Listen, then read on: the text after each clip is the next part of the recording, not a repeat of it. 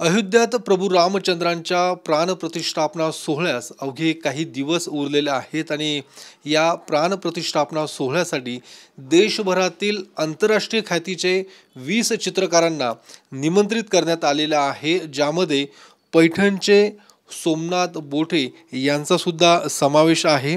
सोमनाथ बोटे सध्या पुण्यात वास्तव्यास आहेत आणि आपण पाहू शकतो या ठिकाणी अयोध्येतल्या या शरयू घाटाचं चित्र सोमनाथ बोटे हे काढतायत आणि हे चित्र ज्यावेळी प्रभू रामचंद्रांचा प्राणप्रतिष्ठापना सोहळा असेल त्यावेळी सुद्धा हे चित्र त्या ठिकाणी ठेवण्यात येणार आहे।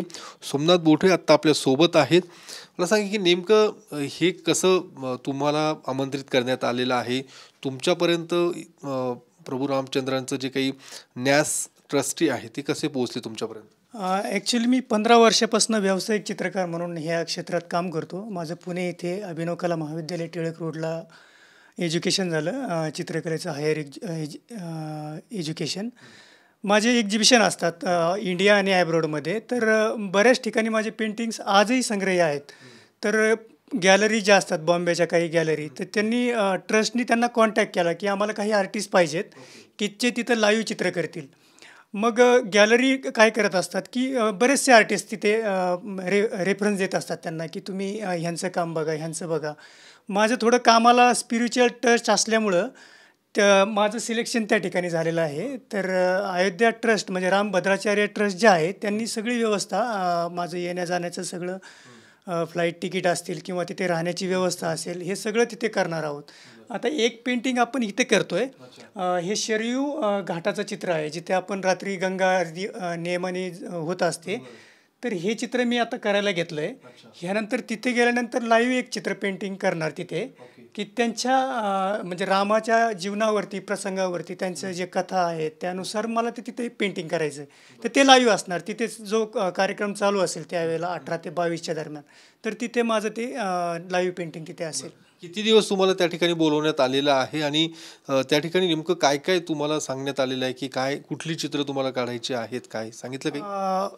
तिथे त्यांनी इन्व्हिटेशनमध्ये स्पष्ट असा उल्लेख केला की आता 500 वर्षानंतर राम मंदिर बनतं आहे, तर त्यासाठी जे आपले भारतातून कलाकार तिथे येतील तर त्यांनी विषय दिलेत की पौराणिक विषय असतील म्हणजे रामाच्या जीवनावरती, हनुमानगडी असेल म्हणजे हनुमानाच्या जीवनावरती असतील, किंवा जे आपले घाट आहेत घाट तिथला एक घाट असेल किंवा वाराणसी, जे आपले कल्चरल ज्या गोष्टी आहेत की ज्या हजारो वर्षापासनं ह्या देशामध्ये आहेत की ते आपल्याला चित्रामधून मांडायचं। म्हणजे ज्यावेळेला तिथे सगळी लोकं येतील, बाहेरचा लोक आल्यानंतर त्यांना कळेल की हा आमचा भारत देश असा आहे, एवढा समृद्ध आहे।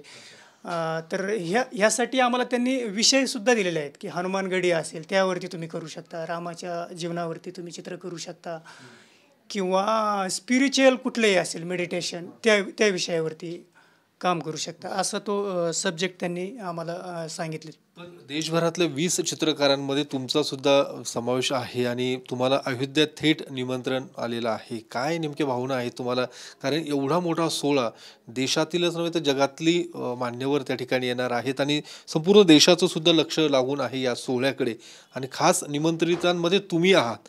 काय नेमक्या भावना आहेत तुमच्या?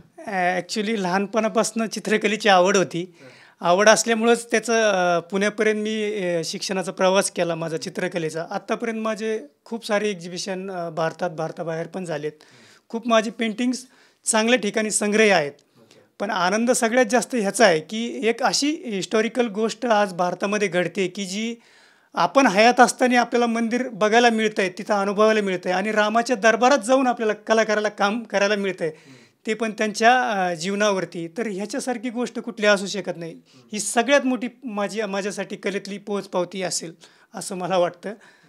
निश्चितच कलेची पोचपावती आहे असं सोमनाथ बोटे म्हणतायत आणि त्यामुळे त्यांना त्या ठिकाणी निमंत्रित करण्यात आलेलं आहे। आंतरराष्ट्रीय ख्यातीचे चित्रकार म्हणून त्यांची ओळख आहे आणि आज त्यांना या एवढ्या मोठ्या सोहळ्यासाठी निमंत्रित करण्यात आलेलं आहे। निश्चितच कौतुकास्पद आहे आणि आपल्या सर्वांसाठी सुद्धा गौरवाची खरं तर ही बाब म्हणता येईल। कॅमेरामन तुषार ननावरेसह मी योगेश बोरसे, TV9 मराठी, पुणे।